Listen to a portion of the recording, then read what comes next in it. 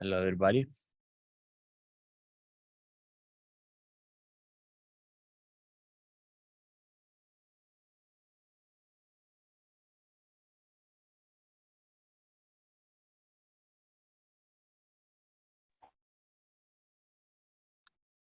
Hey everyone. Hello.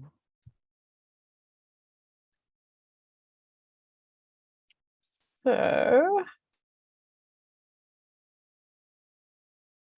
this is 19th of October. Welcome. Got a few announcements on there around people being unavailable over the next few days and weeks. So yeah, enjoy. Good to see some conferences and training coming up. We don't have any discussion items on the agenda. So is there anything anyone would like to discuss?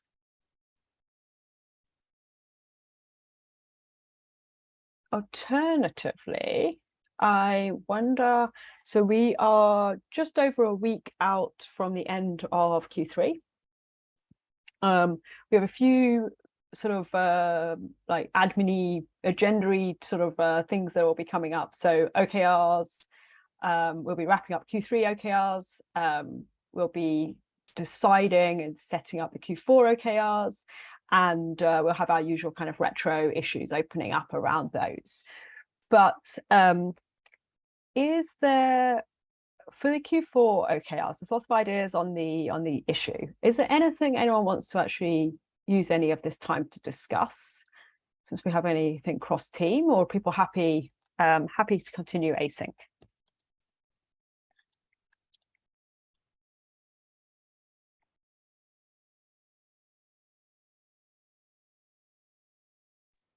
I need to catch up with the OKR issue. There's a couple of more comments since last time I read that. Cool. Okay. Yeah. I mean, like I actually, so that's a super point. Let's make that the point then, right? So, over the next few days and sort of early through next week, there'll be, I'm hoping, let's anticipate lots of updates on sort of updates and discussion on the Q4 issue, and as well as plus lots of updates on the independent deployment blueprint, right? So these are two things which I'm expecting will have quite a lot of change over the next week. So please figure out how to sort of work that best into your workflow so that you can kind of join in those conversations, push things forwards. It maybe it's like a little bit of time scheduled into each day or something like that, just so that we're all sort of moving along online of those things.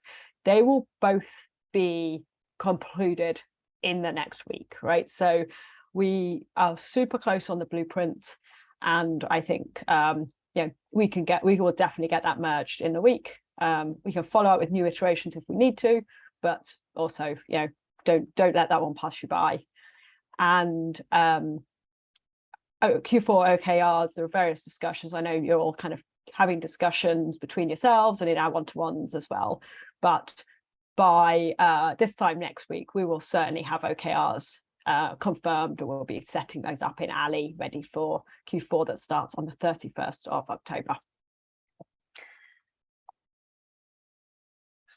Cool. Alessio, let's jump to the next discussion item. Yeah, it came to my mind that we started talking about the Slack apocalypse, but there's actually no. Slack apocalypse is the my code name for upgrading to Slack Grid. So we're gonna take... It surely is going to be super fine. Yeah, I'm just jinxing it, right? Yeah. So yeah, the thing is, other than just being offline, not having Slack for the maintenance window is about 5-6 hours. It's kind of a... It's on a Saturday though. Is it? I believe so. November 5th. Is it Saturday? I think the original date was... Yeah, I believe it's a Saturday. So the date changed, right? Yes, it moved from the previous Saturday. I thought it was originally the 29th and it moved to the 5th. Okay, So that's a good So start. that's good, yes. But it does mean that the Monday we come in, I think I'm working across all of infrastructure, but certainly what we know within delivery is I think we will want to have a plan of like, here are the 3-4 critical things that we will test before moving into regular like deployments and day-to-day business. Yeah, I was also thinking that, do we already have a plan for the security release? I guess it's gonna be just a week after the regular release, so it will not be affected by, because it happened in the past that we were moving the security release closer to the beginning of the next month. So I mean, just we should take this into consideration as well.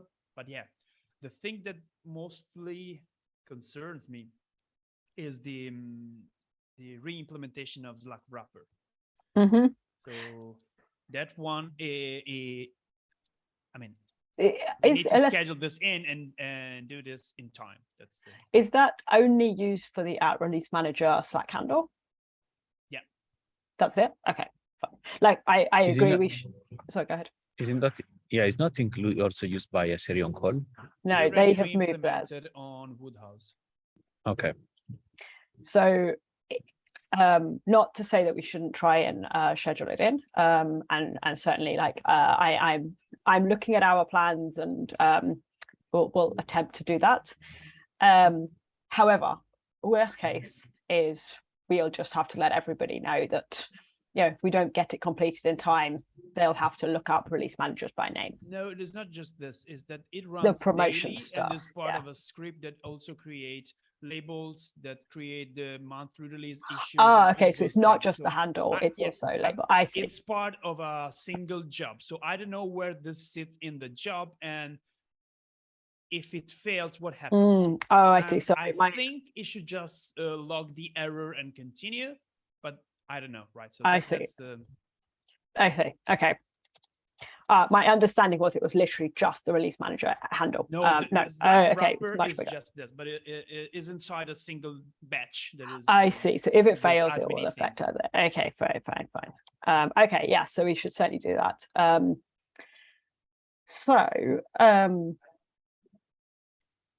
Let's come back to some of those questions. So, Ruben, do you already have a plan for the security release? Not yet. I was just looking at the dates. 28th is a Friday, so we probably don't want to release on 28th. I forget who's the other release manager for next month. Skarbek, yeah. I can discuss with Skarbek today and see either 27th or 31st or 1st. Okay, great. So before the 5th anyway, right? Yeah. Before. Perfect. Okay, great stuff. So yeah, I think that this should be fine.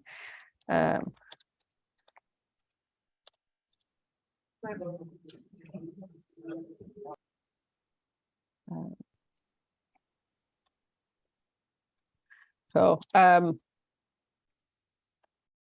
So in that case, here's what I'm thinking, right? So from next week, orchestration has a little bit more capacity. From the week after, we have a lot more capacity. So I think we can fit this into orchestration's kind of workflow. Like we'll, prioritize this work, and I mean, at the very least, like try and get it so that the job won't fail if the Slack wrapper bit doesn't work. Right? That's an option, right? Right. So at least we only lose the release manager alias, but I'm also fairly sure we can. Like, I'm assuming it's not a massive piece of work, right? It should be trivial, because the API is the same, just changing the endpoint and adding a couple of parameters. The thing that I don't know very well is the access request workflow and how this, because we are gonna change there is a Slack application in the Slack back office side that Ruben created, that I have access to it, or I think also other in the team. I think we should add the new scopes there so that the application is allowed to interact with user groups, but then we need to ask someone from IT, I think, to reinstall it in Slack. So I don't know what happens in between. When we change but it's not installed, what happened? Just continue working with the old tokens, reinstalling will change tokens, those type of question, I don't know. So I saw your question. Sorry. So Alessio, I saw your question on the issue. I was just going to reply. I think when you change the scopes on the UI, Slack UI, it won't affect the installed app. I've not confirmed this, but for example, I've changed scopes in the past, to test stuff and all, and nothing's happened, nothing's broken. So I think that should continue working. But when you reinstall the app, will we need to create new tokens? That I don't know. That we'll need to test somehow. Well, in any case, it will be when we reinstall the app, we will need to do something in any case, right? So that's part of we need to merge in the new changes. And so, yeah. And that's unrelated to the migration. Is that correct? Like we can do this ahead of time. Fine. And this would be great to test, but then that's the other unknown part of this. We don't know if they had to reinstall it again as part of the migration, or if not, because they say that if that thing is using admin powers, it has to be reinstalled. Okay. But the new API design that we were going to implement seems to rely on specific scopes for those things and not admin information. So in theory, it should just keep working, right? Okay. So am I correct in thinking it sounds like that we would do the work to change away from using the Slack wrapper. Following that, we would need to reinstall the Slack app, and that would complete that piece of work. Yeah, and we can do the thing also in the other way around. We can just add this, because adding the scope in the app is just, you go in the UI, say, I want this application to be able to perform those type of operation. And then you ask to reinstall. And if you didn't implement it, who cares, right? They can install it and just more powerful application, and then we implement the thing. And I see. Okay, right. So we should do those pieces in parallel. We can work whatever order we like. And then after the migration, we will have a testing sort of window open in the morning, which everyone on this call can look forward to joining in, since it'll be our day to pick this stuff up. And we can test that all of that stuff is working as expected.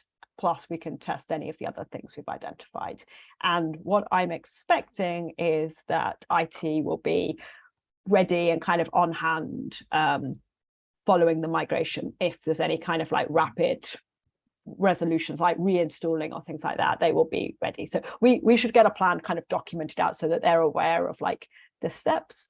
But I'm expecting with the team doing the migration that they'll be expecting to be around to help with these things. Do they provide us a sandbox environment where we could try these kind of things? Like, creating an app, installing it on the previous one, having a enterprise grid account, and see if we switch that one. Nothing like that, right? So testing apps itself, you can do by just creating a workspace in your Slack. Anyone can create a workspace and you can test apps in that.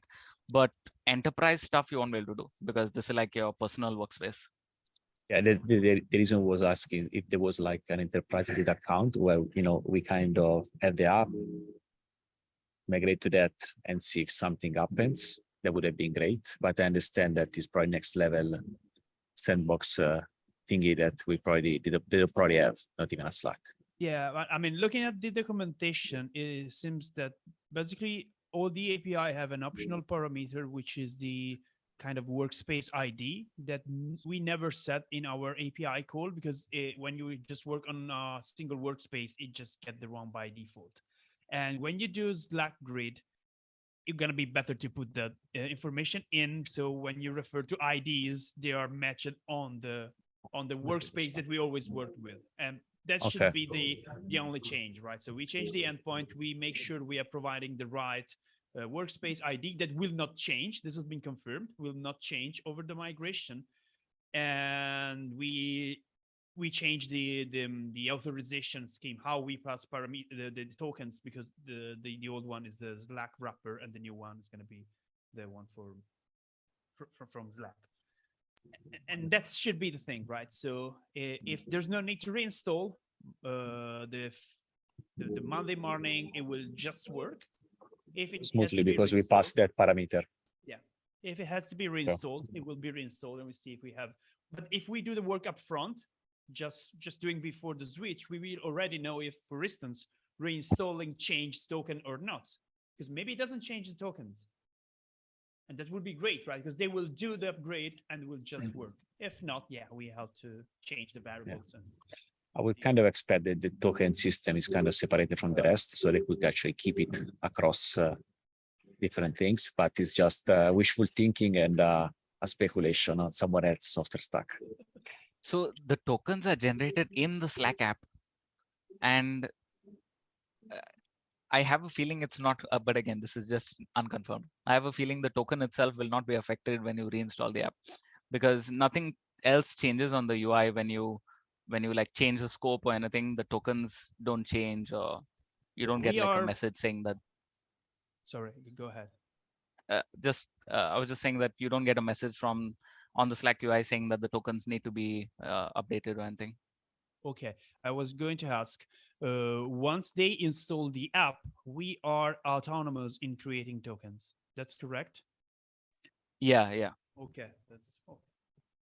And I've linked the previous access request.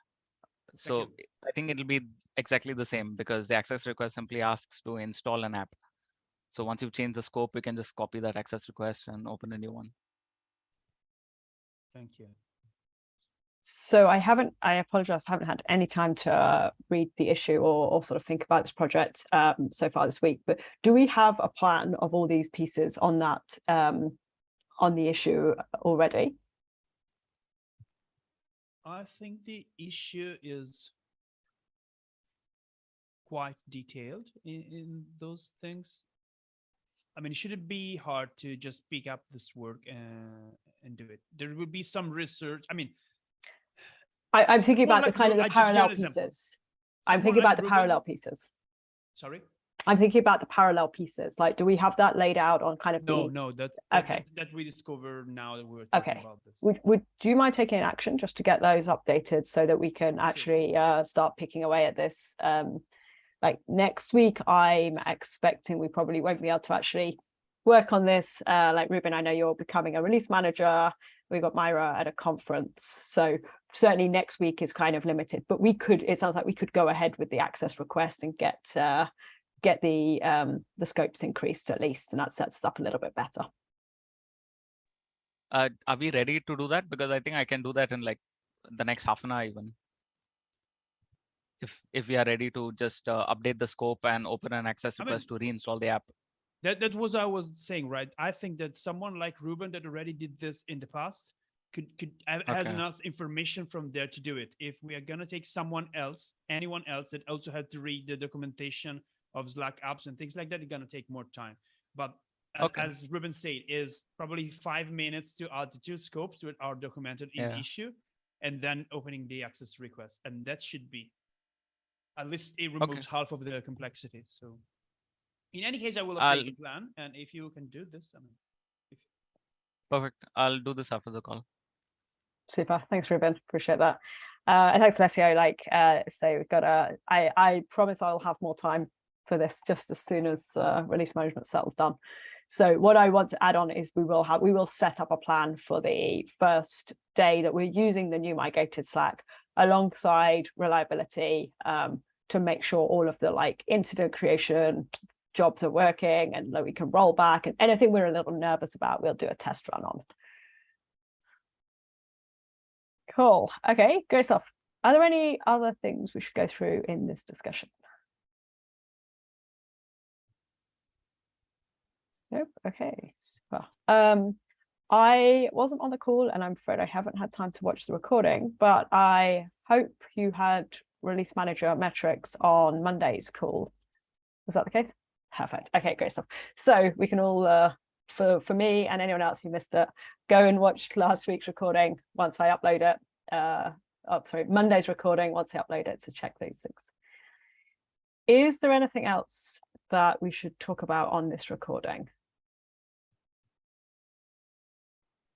No? Okay, I shall stop the recording.